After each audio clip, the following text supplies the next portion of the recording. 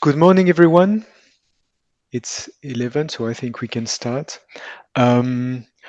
Welcome to the first EUMOFA Talk of the year. I am Christophe Vande, Weyer, working for the Directorate General for Maritime Affairs and Fisheries of the European Commission. As most of you know, EUMOFA is the European Union Market Observatory for Fisheries and Aquaculture Products, and EUMOFA delivers and provides market intelligence to stakeholders through, of course, its online platform, but also through a series of studies, reports, and publications, and through the organizations of e-seminars along the year, like the EUMOFA Talk of today, which will be dedicated to the digitalization of the fisheries sector. So before leaving the floor to Safa Souidi, the EUMOFA experts who will facilitate the discussion today, I would like to thank, of course, Safa, the whole EUMOFA team for organizing these events, and of course all for speakers for their time and availability. So thanks a lot. I hope and I'm sure you will find this EUMOFA Talk very instructive, and well, you will have the opportunity to ask questions. And now I leave the floor to Safa. Thank you very much. Thank you, Christophe. Good morning, everyone. Welcome to this webinar, and many thanks to all of you for joining online. My name is Safa Souidi, and I will be moderating this webinar. Just for an introduction, this webinar takes place in the context of a significant transformation of the supply chain of fisheries products, because from one hand we have the new regulation on fisheries control, which brings new requirements in terms of traceability, and we have also, from the other hand, operators who are already implementing digital tools, digital solutions. So we will be exploring all these topics today. So the objective of this topic are to provide an overview of the main changes introduced by the regulation, so the new fisheries control regulation. We will be also exploring these kind of solutions and digital solutions that have been implemented by operators and by the industry, and we will try to learn from their experience and from the lessons learned, and we will also shed light on challenges that operators may encounter while implementing traceability requirements. So to discuss all these topics, I have the pleasure to have a wonderful panel of speakers with me today. So I'll have Anne Gautrais from the control unit from DG MARE. So DG MARE is the Directorate General for Maritime Affairs and Fisheries of the European Commission. I will have also Jennifer Leroux she's supply chain manager at the Association of First Buyers of Fisheries Products in the region of Brittany in France. I will have also Krishan, he's chairman of the board at Sweden Seafood Association, and he's also here to represent the European Fish Processors Association, and Sébastien Metz from Global Dialogue on Seafood Traceability. Before we proceed, let me just explain the webinar format. So each speaker will have 10 minutes to do the presentation, and by the end of the presentations, we will have a Q&A session. All the participants, I encourage you to submit your questions during the webinars. This is very much encouraged. And yes, this just one remark, this webinar is recorded, so the recording will be also published in the EUMOFA YouTube channel. So without further delay, let's kick off with my first speaker. So Anne Gautrais from MARE. She will provide us with an overview of the regulatory perspective and the new control regulation. So Anne, please, the floor is yours, and I will try to share my screen because I have your slides. Thank you, Safa. Good morning to everybody. So I'm very pleased to participate to this talk today. I'm working in the control and inspection unit and in MARE, and I've been following the whole 5 years long negotiation process on the fishery control. As we agreed, we will focus really on the traceability, the new traceability requirement in this text. So you can go directly to the second slide, please, Safa. So the revision, as I just said, it take quite a long of time, but exactly 5 years after the Commission proposed its proposal, the co-legislators, so Parliament and Council, they provisionally agreed on a political deal, and since in December the publication was done, and the legislation, I should have put the number of the legislation, so is the regulation 2023/2842, and it came into force last 9 January, and they are according to the different amendment in this regulation, because it amends not only the so-called control regulation, but it amends another 5 related EU regulation, like the regulation on the Baltic Sea, the MED, also the IUU, which is important of course for imported products, so the catch certificate, digital catch certificate. So all this amendment to other rules, they came in application at different stage of the in the next, I would say, 5 years. So we can go to the next slide, but I will now focus only on the subject we will be talking about the traceability, the control of the supply chain of fishery and aquaculture product. And the first main change is that there is a new Article 56A that has been added to the whole chapter in this control regulation, and to specify what are the rules of a lot. What is first a lot of fishery and aquaculture product? What constitute a lot, and what are the rules for the composition of the lot?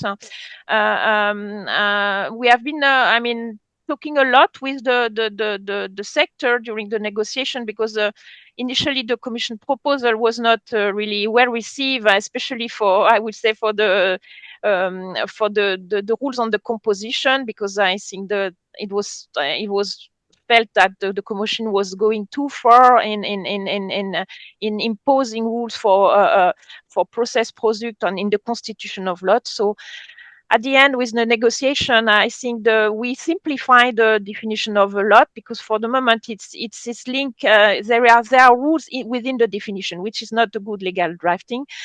So now the definition is very simple. It's a batch of units of fishery and aquaculture product, and then the rules are fixed in the article concerning the constitution of a lot. Also, we have been agreeing about the rules for a lot of Chapter 3. So meaning, as you all know, fresh and frozen fishery and aquaculture product. And of course, it's applied to imported Chapter 3 product also. So there are strict rules for the composition of that lots. And we have been focusing also on the rules for before first sales, and for after first sales, we are only prescriptive on the needs that if you mix, if you create a new lot by mixing different first lot, you should provide information on the composition of the new lot of fishery and aquaculture product and the quantity of the each lot forming the new one. So it's quite, straightforward, I would say. These rules on the lots shall apply within 2 years since this January, so it will came into force. It will be applied, by January 2026. Then we can go to the main, the main dish on traceability. So it's the article 58. So the article on the traceability of fishery and aquaculture product.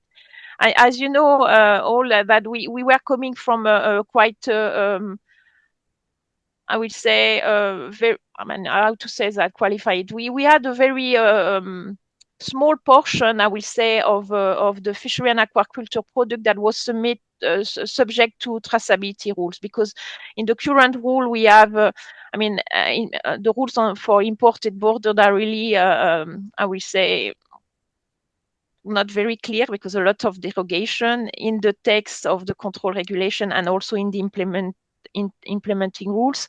And we have also part of the information that is not applying to processed product, so-called chapter 16 product. So the intention of the Commission was to fix it and to close the gap, and so that we managed, I think, thanks to with the co-legislator, to close the gaps. Now the new rules on traceability aquaculture. So first of all, they are really going to the new digital era. So we are really. We should forget paper. Basically, that's the point. The paper traceability is over, and so we have to go for digital, and we ensure also that operators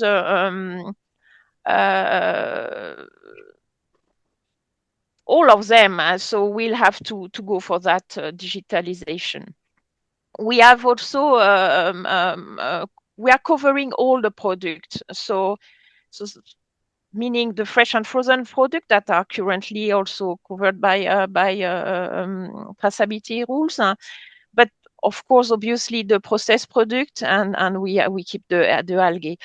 And what is really important in terms of for the EU, because we are relying a lot on imported fishery and aquaculture product. I think it's more than 70%. I think. So these rules will apply also to imported products. So that's a major step, I think. It will be a major change. I can go through a little bit more the what has been decided for the fresh and frozen, because as they are currently within the scope of the traceability rules, they still we have put in the text. We have in the text the minimum harmonized requirement for these fresh and frozen products. So it's already fixed. And then you can go to the next slides if you want, Safa.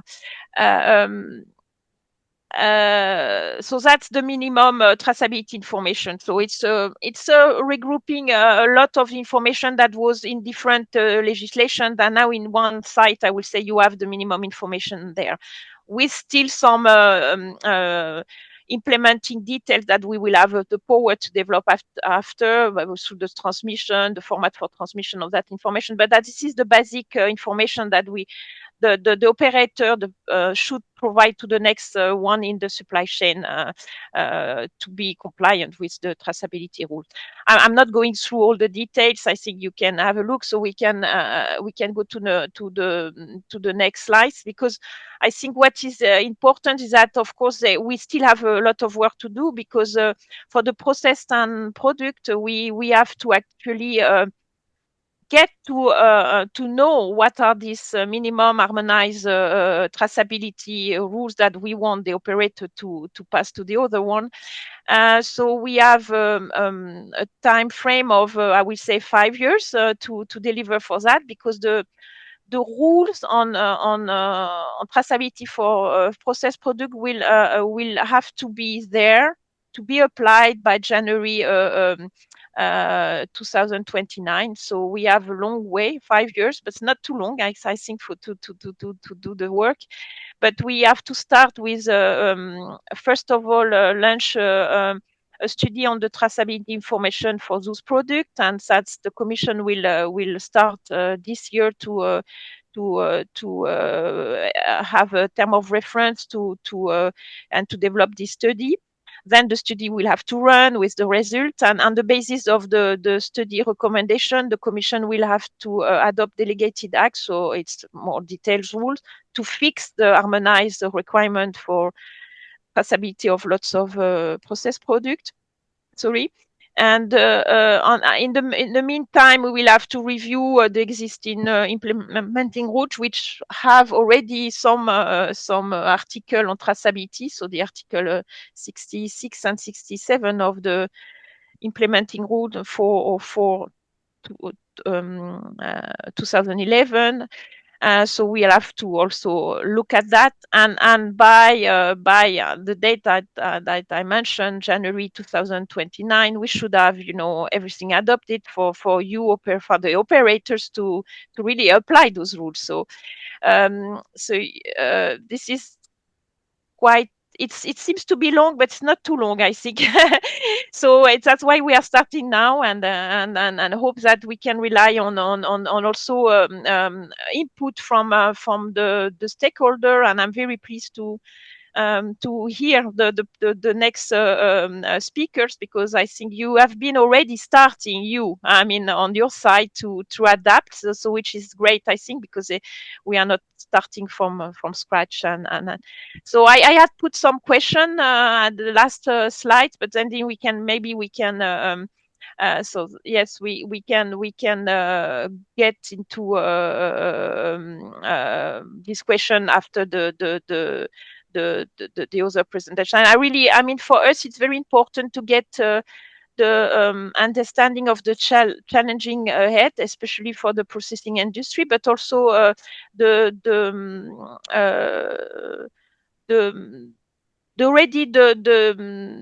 digital tools that you are using today, and because I'm sure you are using it. So because we need to have something that will be implementable in order for the operator to be in compliance. Thanks a lot. Thank you, Anne. Thank you very much. I will stop sharing my screen.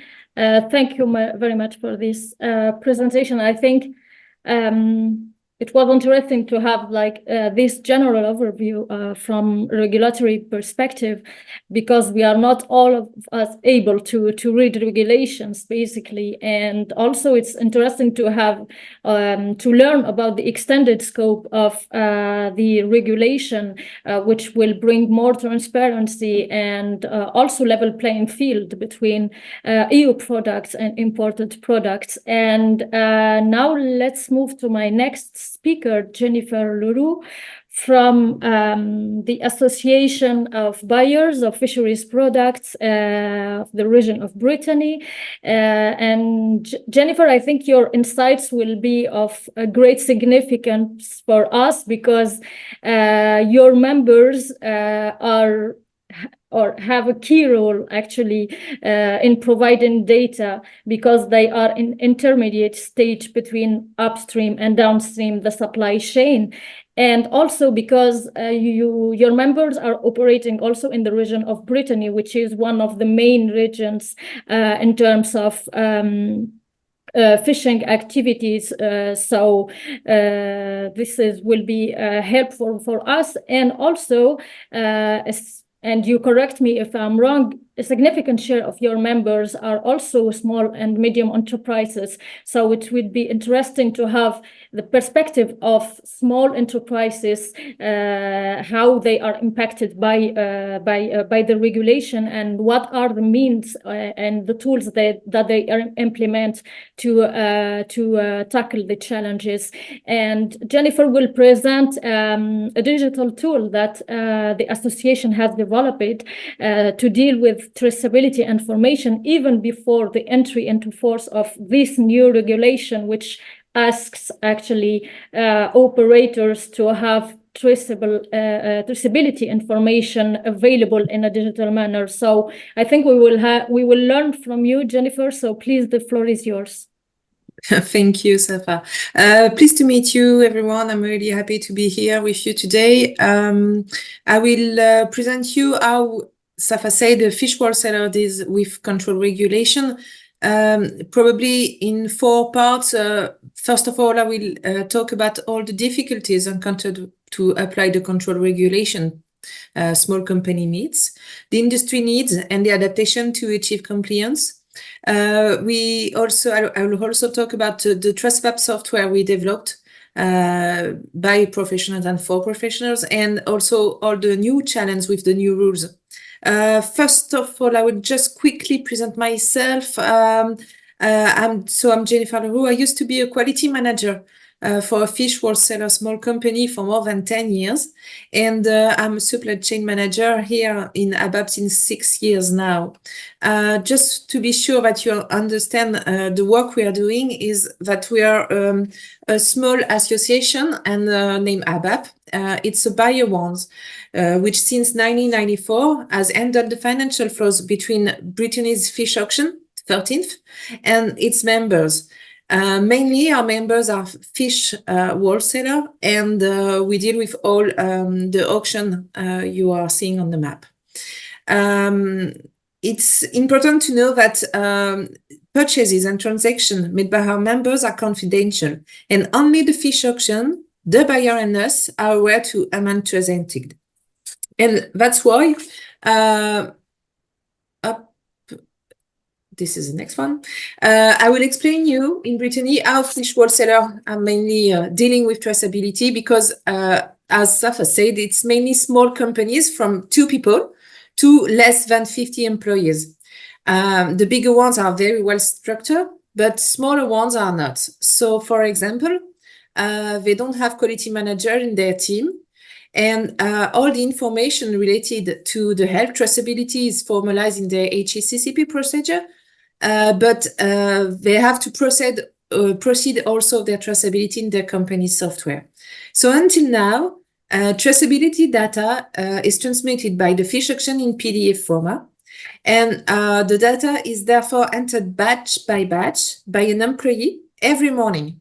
So it used to be only few variables to be processed in daily basis, such as the batch number bought, and the auction purchase. So it's not a huge task, but when you know that a fish wholesaler buy an average of 150 batch a day, it's a very long time consuming task. So in early 2010, we've seen a arrival of a regulatory package. As you said, Anne, it was the HINCO, the CMO, the regulation one, and all the information, which will mean major changes in product traceability, occur a very, very important change in the daily work in different companies. So, however, the organization of seafood processing plants remain in change, and this was quite a problem. That's why when you imagine that the brand new regulation just had to write 20 lines of information to be entered by the operator every day by every batch boat, it was very, very difficult, and it was not just longer a few criteria they had before, but now it was nearly 20 criteria. So the manual entry becomes impossible. It was probably the beginning of quite a problem. That's why the industries needs to adaptate, and they have to face this situation by a different way of acting. First of all, the method of transmitting information for the first purchase needs to evolve. And for less structured company, it's time also to evolve. They had to check for their business software to change it. Sometimes it was too obsolete.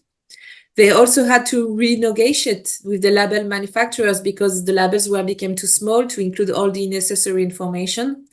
And they also had to recruit to process upstream traceability information, because the last point quickly became the most difficult, given to the recruitment difficulties experienced at the time.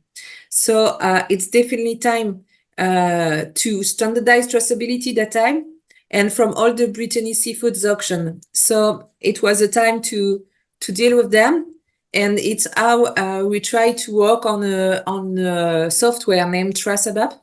And it was just as in 1994 when the ABAP was created, we imagined Brittany as a single financial fish auction. And at that time, we imagined Brittany as a single traceability fish auction. So the goal was to remove all the obstacles encountered in turn to regularity constraints into a genuine development for our industry. So in 2010, we began to work on Traceability software with all the fish auction from Brittany. Because we are working in Brittany, we can't go ever. So how it works? During the sale, the software interrogates the fish auction, the 30th. They kept batch traceability data, which is returned to Traceability. Then the software homogenized it, and everything, all the informations are recorded by buyers in a secure database. So all the members can log in their own secure database and collect all the real-time their traceability data. And just to show you, it looks like that. It's this is how it looks. It's all the information. So one line is one batch, and you can find out all the information you had to give just at that time, and not the information that you have to get further. And what was the most important for us is that in one click, you can export all the information, all the data traceability to the company's software. So it was the most important because of what I said before. It was a huge quantity on information. So just by clicking, you have to put an end to the long processing time and the risk of human error. Sorry. So this is an example of purchase order in company business you can have. This is an old caption, but it's still the same today. So Traceability changed a lot for the small companies, saying that Traceability has created a revolution in our Brittany industry, as important as Gutenberg did with the invention of printing would be a little pretentious. But because even if the software has made workflow mostly for the companies that use it, it remains a challenge. It remains a challenge because actually the next challenge for the new rules is that definitely we have to have a standard data. Today, we also have to have the data at the right time, at the right format. And today the information is transmitted in Brittany with Traceability, but also in other digital format over in France, or still in PDF. As said Anne, and I really love this what you said, it's paper traceability is over. I definitely hope so.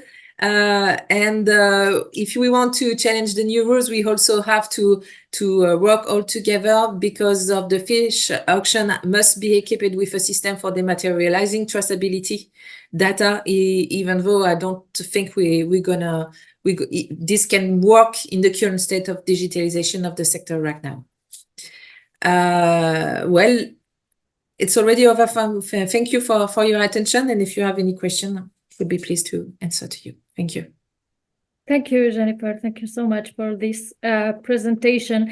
For the questions, we will have them in the Q&A session, but I see time flying, so let's move to my next speaker, who is Krishan from the Sweden Seafood Association, and he's also a member of EPSI, so the European Association of Fish Processors, which is the EU association which represents national associations of traders and processors involved in the seafood industry. And I'm glad to have you, Krishan, here because you will provide the EPSI perspective from this new regulation, and you will also provide lessons learned from the Swedish digital traceability system. So please, the floor is yours.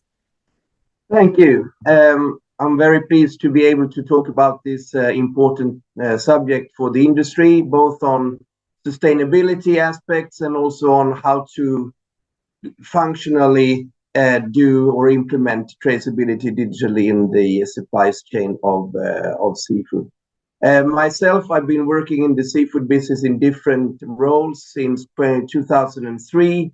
I've been chairman of the association since 2019, and I specialized in the control regulation and traceability due to the Swedish early adoption on digitalisation on seafood and the regulation, the current regulation. So in relation to the new control regulation, there's been aspects of EPSI and the processors to be considered. It's been the definition of lots, as Mrs. Gautrais mentioned earlier. It's been on the wording of digitalisation because it can mean a lot. And here, from an EPSI perspective, we work a lot with packaged products. So it could be fresh packaged products or it could be processed packaged products. And there is a EU distribution system, and it's about connecting the whole fish from a landing to distributing in the various countries of EU in a standardized way and rapidly. And also then understanding how that is connected to the retail sector, which is often forgotten when we have discussed the new control regulation, as the large food service and retail chains are the main suppliers to the European consumers, and anything that we do in the seafood sector has to comply with the standards of the mass distribution of food products into the market. There's also, of course, the concern of the 1604, as spoken about. We consider the 5-year implementation and 1-year analysis to be absolutely a minimum in relation to the complexity it will bring into the traceability. And I will come back to that later in the presentation. So just a brief for any viewer that is not every day working on seafood on detail. So this is a normal supply chain of a product in seafood. So we have, in the beginning, a very in comparison, an easy traceability situation. We have a whole fish landed by a boat, and unless it's not been transshipped or something else. But in the beginning, it's quite easy with traceability. But once it comes into the first hand, it has to be sorted into different lots to be adapted to what is the purpose of the product. So, for example, if it goes to restaurants, for example, it needs to be the larger size, for example, of the cod, fitting for a dinner meal. But the smaller fish of the same landing will go probably to the industry, for example, selling in packaged products into the retail. So that is also the easy part because it's a fresh product still, but it's still sorted. Then it goes into processing and we will make fillets. Now, different customers want different specifications of the fillets. So then we are then making new product lots and mixing different boats to be able to manage the volumes of the market. And if you would do, for example, fillets, then the next step could be, for example, pan frying the fillets or breading the fillets. And then you have created even more different lots. And this continues. And then when you package the goods, it will be some retailers that want 200-gram packaging, someone wants 400 packaging, food service wants 5-kilo packaging. So you have an endless amount of different packaging types that this traceability information needs to follow. So I think this is the easy part, because I have not mentioned when you are doing, for example, surimi or fish canals. I will come to that. As working then on traceability for such a long time, and also working every day within the sector, this theoretical approach on traceability in relation to actually follow the fish from the boat to the can is something that we would emphasize from an APC point of view. We'd like to invite you to come to some of our facilities and actually follow the fish, all the steps from the landing to the retail.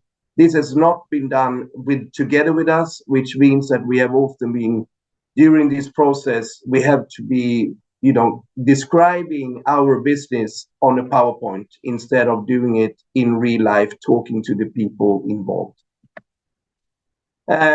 This is a mixed product, so it's a 1604, where we, for example, use what we think is more important on a bioeconomical perspective in the future. It's actually not making products from loins. It's about making products from the byproducts of the loins.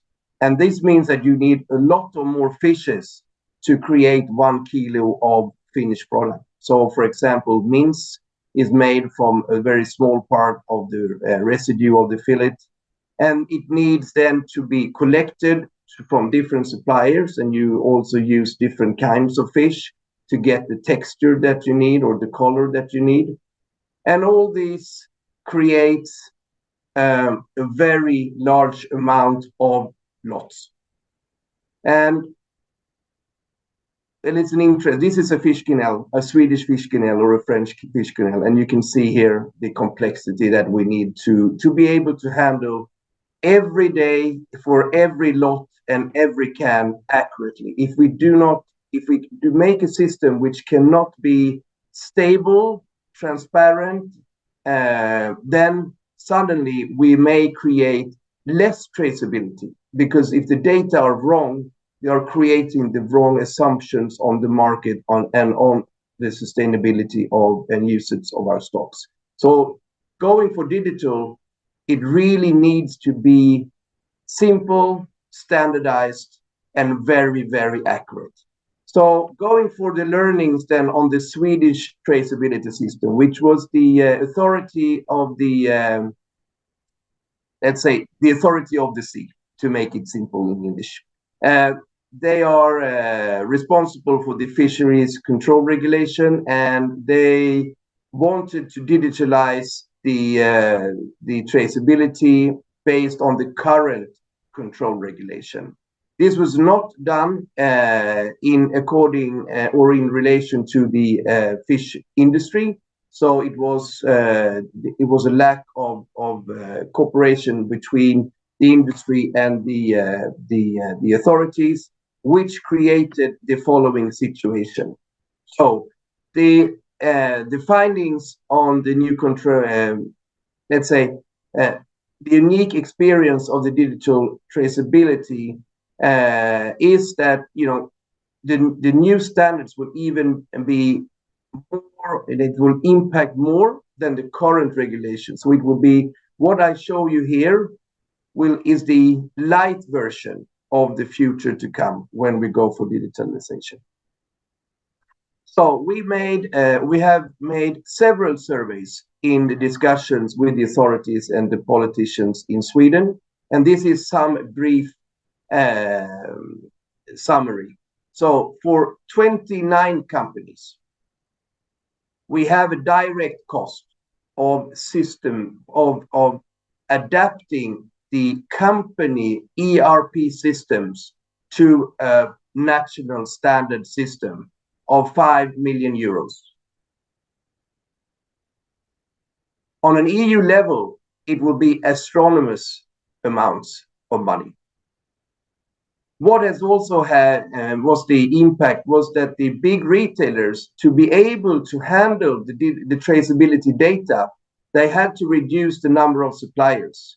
So it means that the small local companies were delisted from the national distribution systems, because a retailer needs standards. And if there is no standards, it's a lot of manual work. The only way to handle that is to reduce complexity, and that is to reduce suppliers or assortments. I was myself in one of the biggest food service companies as responsible for fish. I handled the situation live in our company and saw what I needed to do with the assortment to reduce complexity. One way was here to take out every EU product and take a third country product, because they were not into the system at that moment. So we had delisted articles. We had changed trade flows. We have unclear benefits. So the industry itself had traceability within their ERP systems. So you need to understand on a tax regulation or a food regulation what you are buying and what you are selling. But once you try to connect all the dots within the supply chain together in one system, we had this complexity between how to share the data. Also, we saw that seafood were disadvantaged in relation to green protein and red protein due to this complexity. So, let's see. We also had lost information. So as it is a digital systemation, you need to do updates in the system. And as the dots were connected, if the supplier did not put in the data immediately after receiving the product, they could not distribute the product to the buyer, because the data was not in the system. So what happened was that you got a lot of fresh fish stuck not able to be sold, because if it was sold without the data transferred within the system, it was illegal fish. So we had waste and we had logistical interruptions between within the system, because if the supplier missed, for example, a boat name and tried to sell the fish, then the buyer could not get the fish because they missed the boat name. And it was not that it was not traceable or that the data was not there, but it was not transferred at that immediate moment. So sometimes when we discuss the seafood aspects, we forget about that seafood is about efficient logistics.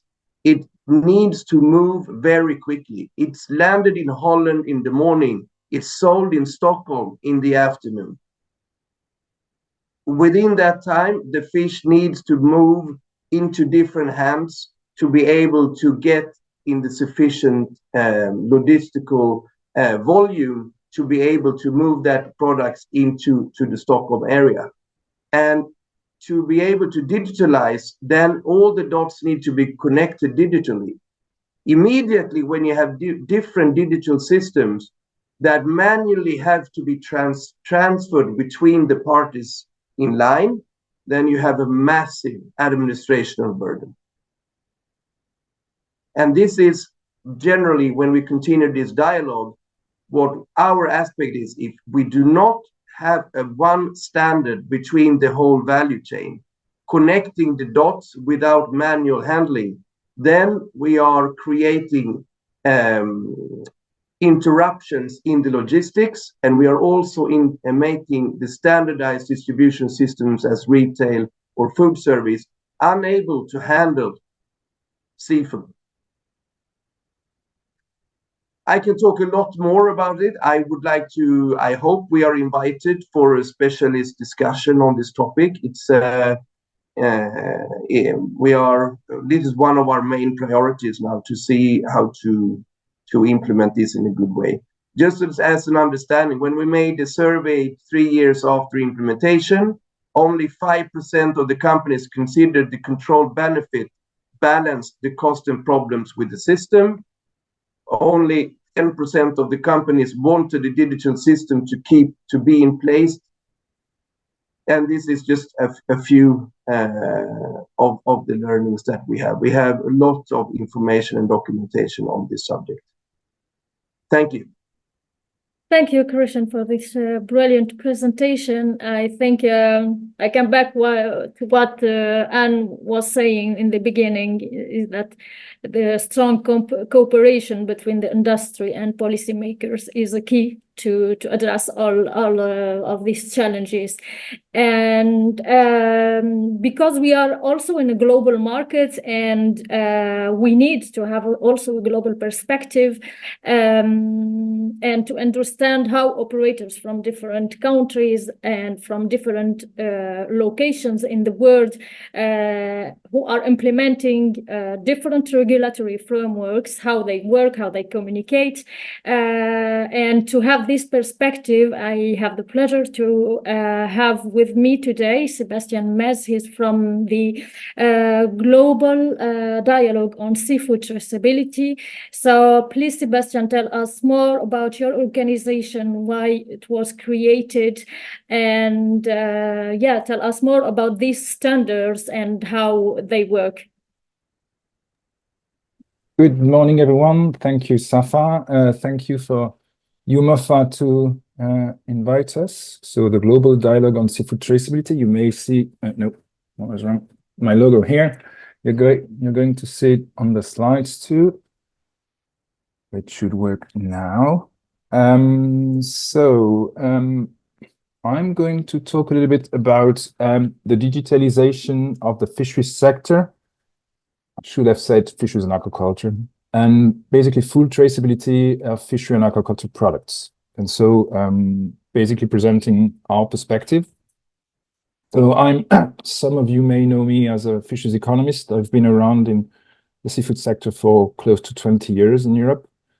One of my hats now is to help GDST develop in Europe by explaining what it is and how it works. So the technique is with me. Yes, it is. So GDST, basically what it is, it's a global non-profit partnership and participation foundation. It's based in the Netherlands, and it's dedicated to advancing the standardization and adoption of interoperable traceability throughout fishery and aquaculture supply chains, from the vessel to the retailers. Right, so it's from the vessel to the retailers. It started as an informal dialogue between big players, Thai Union, Ahold Delhaize, Tesco, and others, and it ended up becoming a full organization just over a year ago, October 2022. Basically, its main task is to develop a traceability standard for seafood products.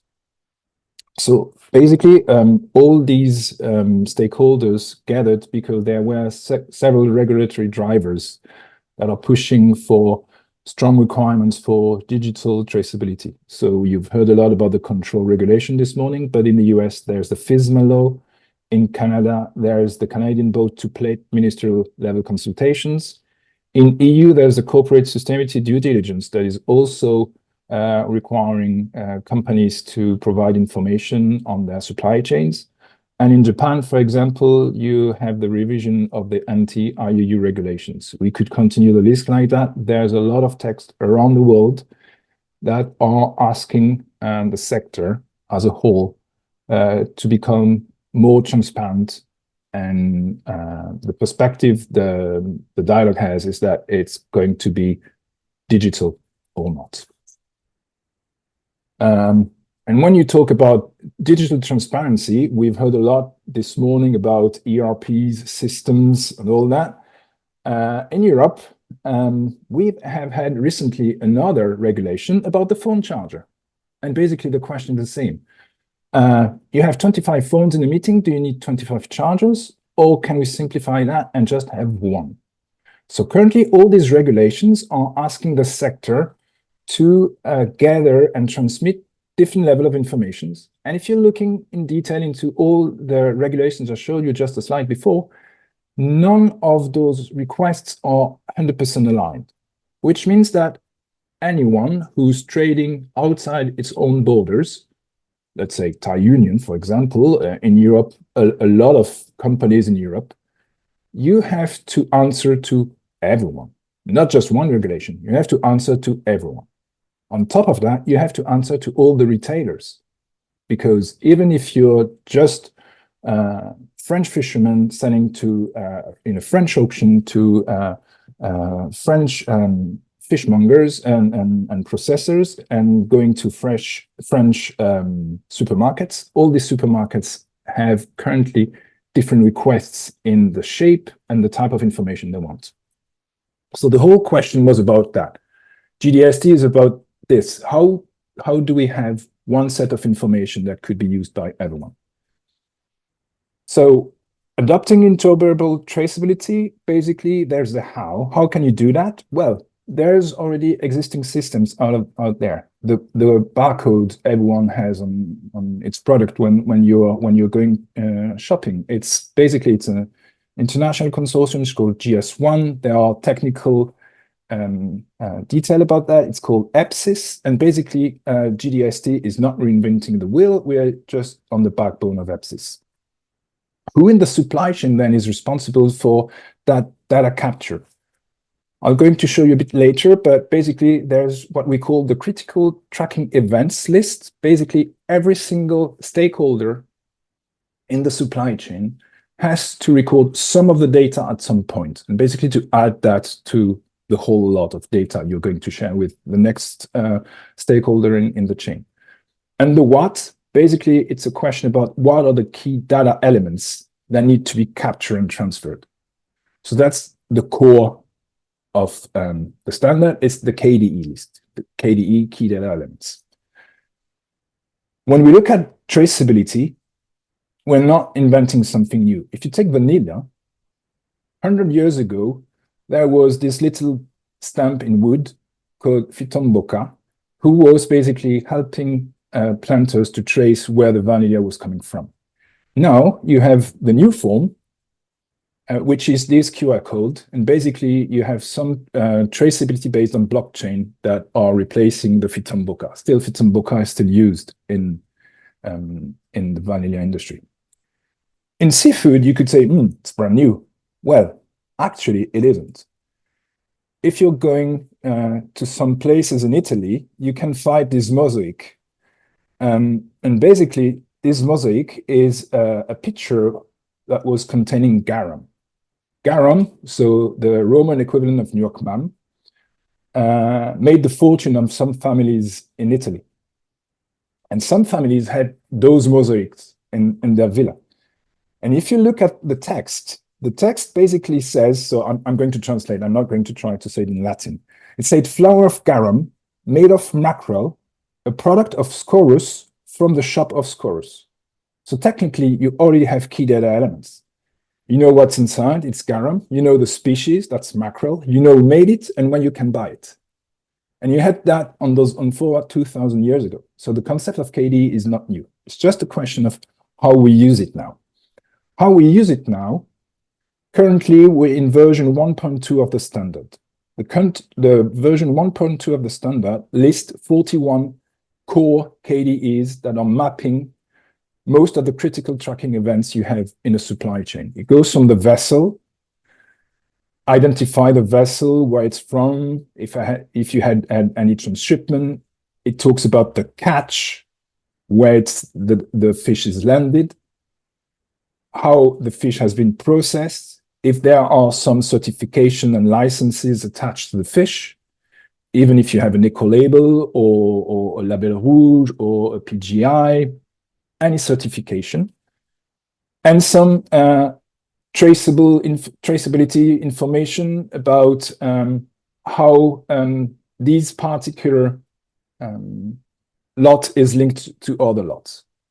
So it's really something that is for IT providers, because all that is basically, before it was in XML, now it's in JSON, so that's very technical alignment with what GS1 is doing.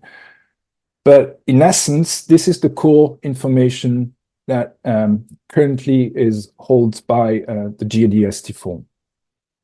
There are actually 200 additional KDEs, which now are not considered the standard. They are considered additional information, but they may be used specifically by some supply chains, not others. If you have some descriptors that are not in GS1 and not there are still ways to code them. Recently, there's this FAO document, which is a guidance document about advancing end-to-end traceability, mentioned a lot GDST, and basically it's a very detailed roadmap for industry implementation. Because we don't have time, I'm not going to go there, but very interesting reading. Even if you're just interested in how to do it, but not to fully embrace GDST.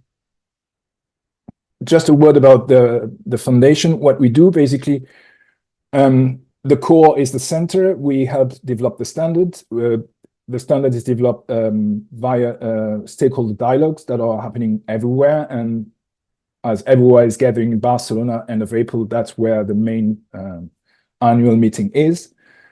We are supporting the industry. We're doing pilot program. We're testing. We're doing case studies. I'm going to show you one of the case studies just after that. And we are listing solution providers, and we are making sure that they are interoperable. There are some technical help and some technical tests that people can have.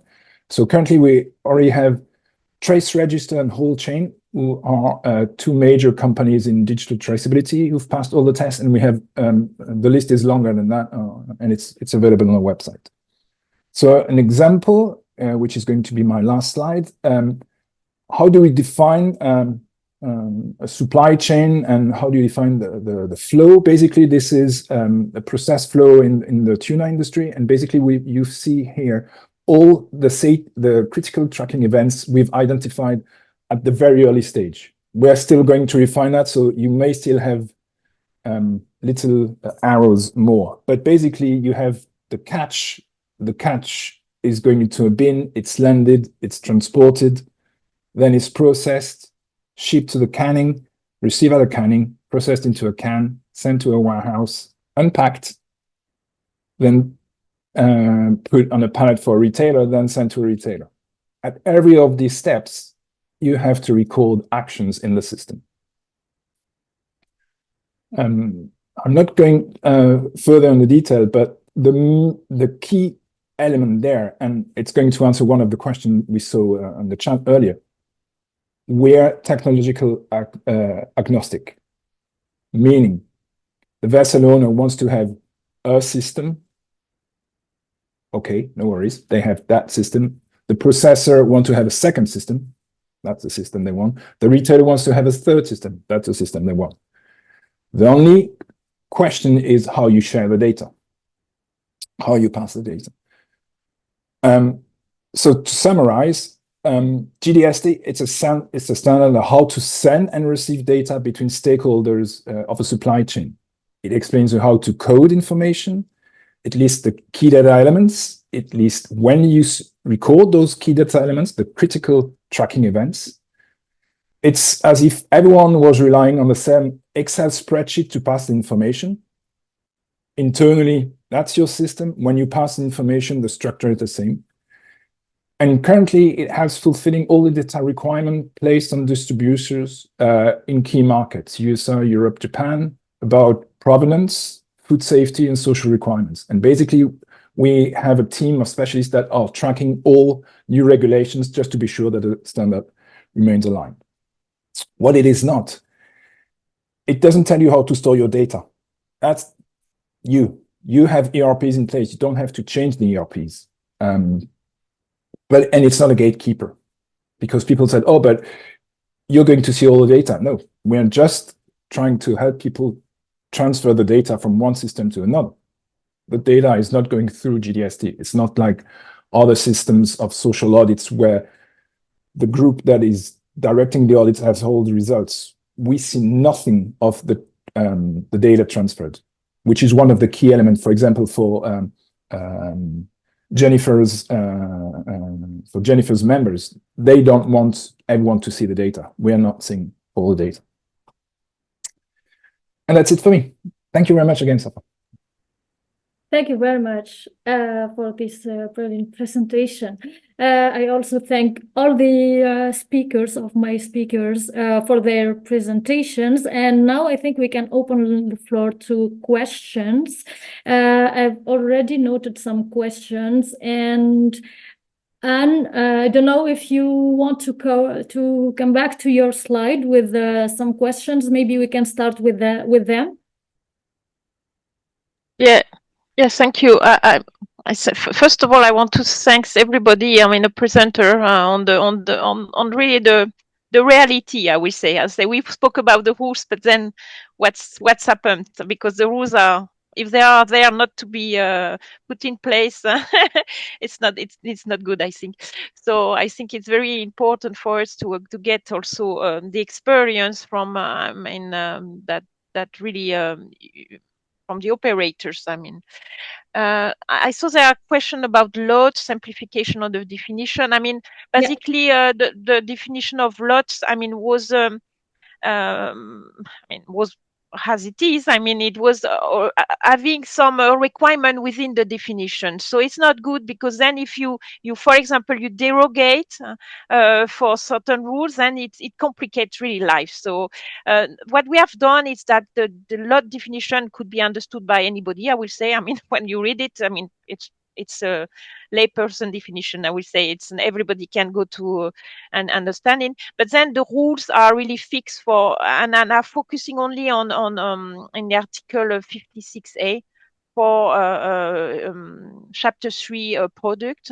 So we define in the paragraph 2, if you go there, to see that a lot of chapter 3 fresh and frozen product shall be with the single species, same product presentation, coming from the same relevant geographical area, from the same fishing vessels or group of fishing vessels. And for aquaculture products is the same single species, same production, same presentation, and same aquaculture production unit. So it's easier, because then we set the rules, we set derogation to those rules to compose lots of fresh and frozen product. And then we also have rules for the after of the placing on the market, after being in auction, I will say. The product, if you want to have a new lot of fresh product, fresh and frozen product, you have to ensure that the new lot B or C, if you use two initial lot A and B to build the lot C, you have to have the information of the lot A and the lot B, and you need to have the quantity of this lot that form the new lot C. So it's simple.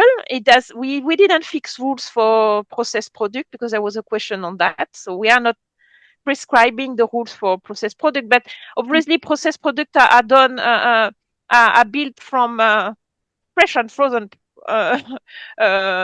product lots. So I mean, it's what the colleague present from. It's very complex, and of course, the more you go and processing, the more you have steps, and the more you complicate but you still have to be able to trace back the origin, I will say, of the product.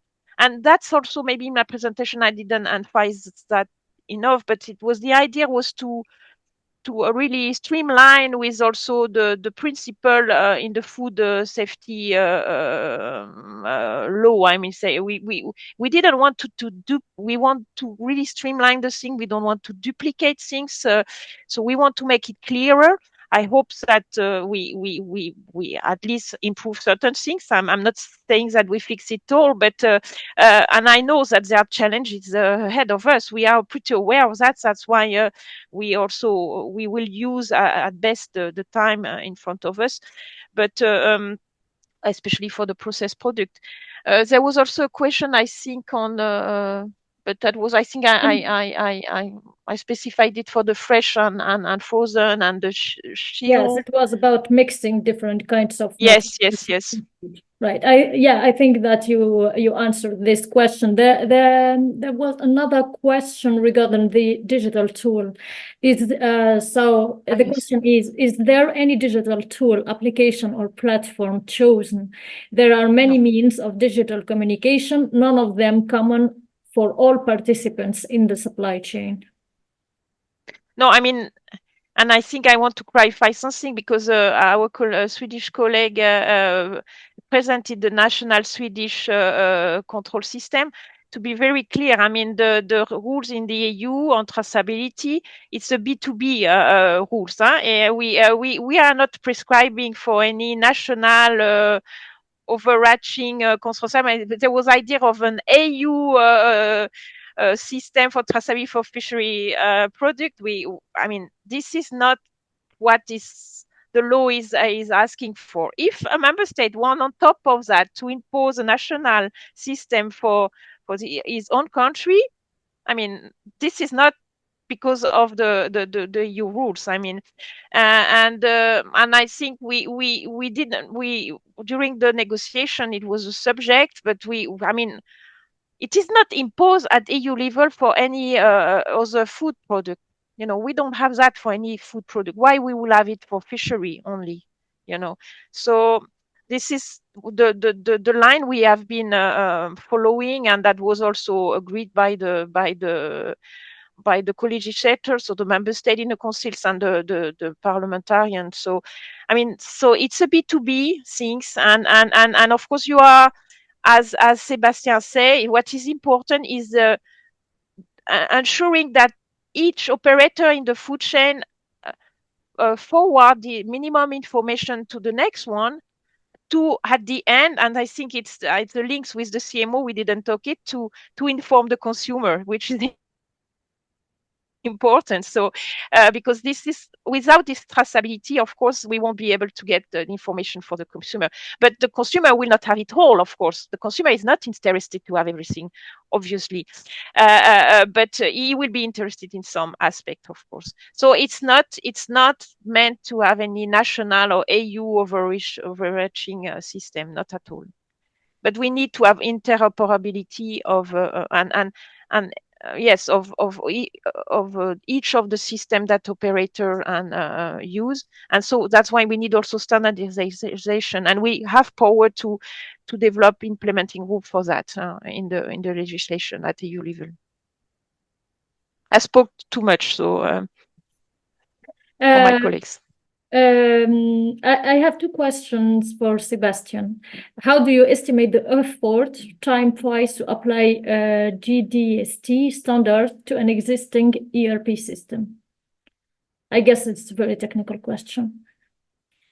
It's a very technical question.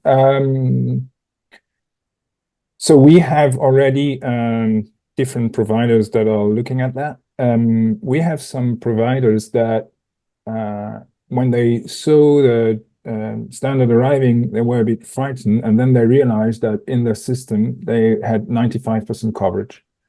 It was just the question of taxonomy that they were using or not. So basically, very quickly, we ended up saying that, for example, a species is described by its Latin name, which is not always the case. Some supply chains still are using the vernacular names or plain French or plain English names, but that's nothing. That's not a crazy ask about ERPs. Can GDS? Oh, I see. Can GDS provide a list of its providers? I mean, a list of the people that are, or the list of the companies that are currently GDST ready. It's on the website. I would just encourage you to go to the website. And there is another question: is GDST used by small providers? So small providers, there are two questions there. Is it small fishers or small processors? Currently, we're just at the beginning. The first standard was released just over a year ago. So I can't give you numbers of how many small players are using it.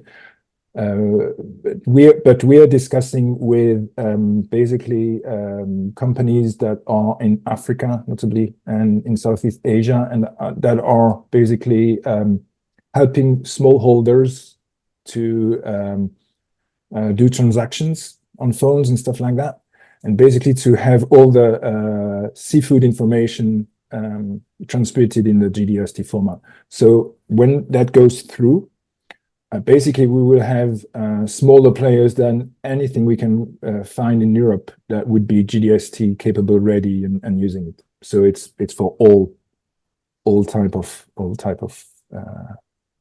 Oh yeah, I see that my colleague Yu is here. Thanks, Yu. You have the link in the chat for those who want to see.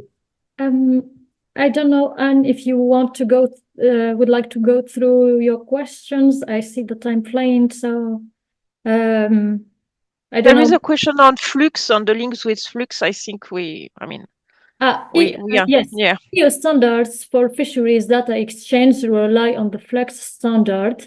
No. How does it fit within setting standards to exchange traceability information within the supply chain? Starting the traceability CTE at sea means there might be some connections. I don't get the point really clearly, but I think no, I never spoke about. Honestly, we never spoke about flux when we were speaking about traceability rules in the control negotiation. So no, Okay. it's a different. So it's quite. I would say it's. The rules are are flexible. I mean, we are not imposing. Because we are aware also that as the colleague of Jennifer says that you have different type of operators. That you have from operator from one or single operator or two guys in the same company to big companies, and so I mean this is we don't want to impose a rule that fits all, because it doesn't fit all. I mean, obviously. So no, I don't think flux. It's something that should be worrying. But I'm happy to bilaterally, take the point if the person want to have more discussion on it. Yeah, Krishan, I see your hands. Yes, thank you. Yeah. No, I'd just like to emphasize the questions on specific traceability solutions and the questioning on the capability of actually connecting the geographical aspects, the different product aspects, and the scale within the distribution and production system within the EU. I think it's really important because I've been in the MAC and we have been discussing the different topics on traceability, and there is generally when you present solution on digitalization, you use one example, which is a quite narrow supply chain perspective, also geographically narrow perspective. I really think that when we're discussing traceability solutions, we need to understand the enormous responsibility it is to in choosing or describing the solutions for the industry and seafood value chain on complying with the new regulation. We saw in Sweden, I have also seen in my dialogue with DG MARE earlier, etc., that sometimes we take an example as a basis for the whole industry or for the whole market. I think it's important to understand the complexity here. And as I said in the beginning, we really welcome a dialogue on DG MARE on going through the specifics in relation to geography, product assortment, distribution, and involve the retail Eurocommerce in Brussels also, because they were very late in the game when we described traceability in Sweden. But actually, as we said before, Eurocommerce are the biggest distributors of food products, and if any solution that we make needs to be in compliance with every other products. I mean, they distribute 200,000-300,000 FMCG products every day. Anything that we do with seafood has to adapt to those standards, and it has to work for small local companies or fishing boats, because otherwise they will be out of the market. For example, if you go to Boulogne-sur-Mer or Brittany and you see the small vessels in the harbor, they are selling to local retail stores, and it has any solution that we make has to fit into that local communities, or otherwise I think we can maybe lose some of the objectives that we have within the EU to support the local food production and the local sourcing of food. Yes. Yeah. Thank you very much. I have another question, which I think quite interesting regarding fraud. So with the question is, with this increasing demand for digitalizing data along the supply chain, has there been much discussion regarding the fraud and how much easier it is to do frauds and change, manipulate, duplicate data once it has become digital? I don't know if you would like to answer, or I don't know.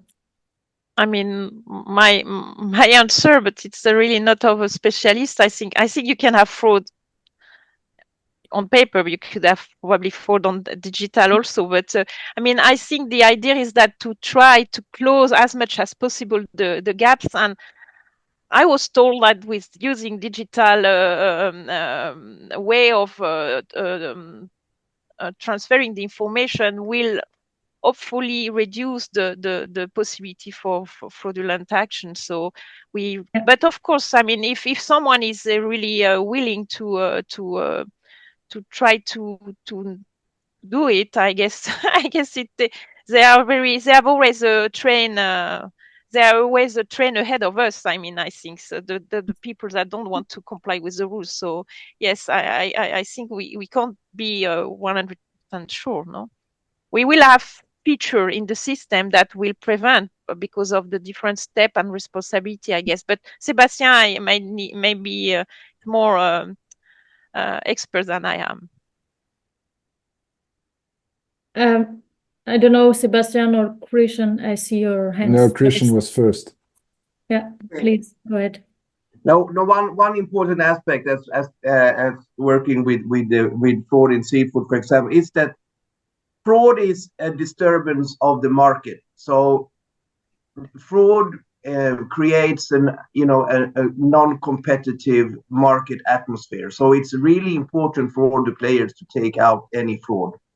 But what is important, though, is that food fraud is a big criminal act in all food product categories. It's not a specific situation for seafood. So it means that when we attack traceability and reduce fraud, it has to be done on a food perspective. And today we do that through the Traceability Act, where we can go into each company's systems to see what have you been buying and what have you been selling. And that traceability law is for all food products. So I think it's important just to understand that food fraud is as important in seafood as in any other products. But we need to see it as something which is within the food market as such. And the solutions must be on a broader picture than just seafood. Thank you. Thank you, Krishan. Sébastien, do you have any other comments, or you would like to complement? Yeah, so in terms of tools at GDST, we currently have a capability and completeness tool, which basically are testing if softwares can exchange data and how complete the data is. There is a veracity tool arriving, which is going to compare what's inside the data with public data sets. So there's this limitation of publicly available information. But it's also a more general comment. I was at a conference about blockchain recently, and someone was saying the issue before was that traceability was garbage in, garbage out. So if you want to cheat, if you want to basically, do a fraud, you just have to massage the data. Now, the thing is, the massaging of the data is going to be there forever. So it's going to be more difficult in the long term to hide it, because people are going to go back to previous transactions and see that there's something odd happening. It's true for blockchain, it's true for the rest. The whole thing about fraud is that no system is a silver bullet about that. You'll always have bad players on the pitch, the ones that are not following the rules. The only thing is that the more you put control on them and the more you put feedback loops in terms of finding the information, the better chance you have to catch them. Currently, most of the lots that are arriving at my fishmongers are coming without all this information about mixing and matching lots. So if they're coming from far with several steps between the vessel and the fishmonger store, there are more chances that there's something wrong happening somewhere, but you can't detect it. You add traceability information on top of that, and you add traceability data that you can look in the past elsewhere, because it's digital. And if the regulators are putting in place rules saying that you cannot erase the data for, I don't know, a year, 2 years, 3 years, so you can store it. Yeah, I have another question, and maybe I will close the Q&A session with this question. How do you foresee the integration of digital traceability data into a sustainability ranking system for fisheries and aquaculture products? I think this question is for you, or so it's not really for me. I think it's if I have my colleague from DG MARE 4, I will see that they will answer more, because it's much more on their responsibility. But as I say, I mean, if we don't have this traceability minimum information, won't be able to inform the consumer. In particular on sustainability aspect, so we need to have that. I think to have the sustainability ranking system, it's essential to have the data and to have them traceable along the supply chain. So it maybe will be an accelerator, a factor to have sustainability ranking for seafood products. I think we can. I don't know if we can. If I could just add one thing, one of the CTEs that is currently listed in the core of GDST is labeling and certification. So it's the other way around. It's not you using GDST to try to figure out how sustainable it is. You're trying to prove your sustainability by something else, and you pass the information along. If the unique identifier developed by SFP is adopted globally, we'll have basically an identifier on which stock is your fish from. So that would start to be an answer about sustainability ranking based on traceability information. Yeah, I'm just checking the chat if there is any other question. I think they have some specific questions, Safa, from a Danish of some. I don't know. I mean, I don't. Someone asking about fishing on ice fishing, but this is a new chapter in the control regulation. It's commercial fishing without a vessel. So how do you trace the product from this commercial fishing? So it includes ice fishing. I think in the traceability rules for those type of ice fishing fresh product. There is a link all the time with what we call for vessel unique fishing trip identification number, or for fishing without vessel for unique fishing day identification number. So this is in the new control regulation from the vessel until traceability, I will say. This is the parameter, a new parameter that have to, I would say, follow the fish. I mean, so that's very key. I mean, it's in all the when you start a fishing trip, you will have that. When you start a day fishing as a ice fishing, you will have to have this number. So but it's still we have to get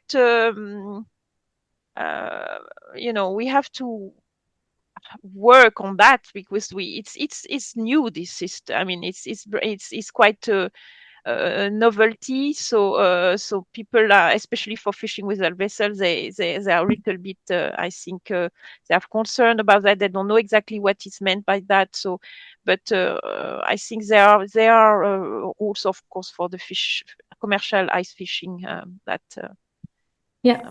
there is another question which looks obvious, but I'll submit the question to you. What means digital? Sending a PDF by email could be understood as digital. I think Jennifer, in his presentation, she says that was still one of the challenge, no? So I mean, for us, PDF, it's not digital. I mean, digital, I think it's, you use digit, no? So digit is not a PDF. So I don't know. I mean, I'm not the specialist, but it's not. It's definitively not a PDF. Yeah. Another question for you, Sébastien. How would the GDST ensure that smallholders, producers, and SMEs in developing countries are able to participate? So technically, GDST is, I'm going to reiterate, just the standard on how you record information. For those particular type of producers, the question is,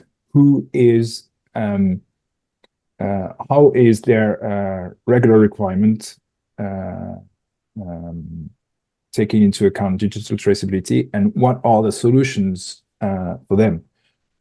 If you take the example of a company that is based in South Africa, which is called Abalobi, Abalobi created a whole system of transactions based on mobile phones for people that were outside any systems. Those people were not registered, they were not accounted in statistics, they didn't have bank accounts. Still, they have now a mobile phone and they can exchange data when they sell fish. The whole question is not about how the small fisher is going to use GDST, is how Abalobi is going to integrate GDST into its systems. So we're definitely not expecting that any small fisher, any small processor will know GDST. What we're expecting is that the people that are doing the digital tools that help those people operate will know it. Thank you. Thank you, all of you, for this wonderful discussion and for the brilliant presentation you provided. I think we can wrap up here. And Christophe, would you like to say a word before leaving? Well, I won't add much. A big thanks to you, Safa, and to all the speakers. I think it was, super interesting, and in particular, indeed, as highlighted before, the fact that we could have, the point of view from or the explanations from the regulator, but also from the people who have to implement the regulation on the ground, and explaining also the challenges that they are facing. I think the amount of questions also show the interest in this presentation. So thanks a lot to all of you. We remain available should you have any questions, suggestions, be it on this presentation or on any of the publications and data that EUMOFA is making available to you. So thanks a lot. Bon appétit, and see you next time for the next EUMOFA talk. Bye bye.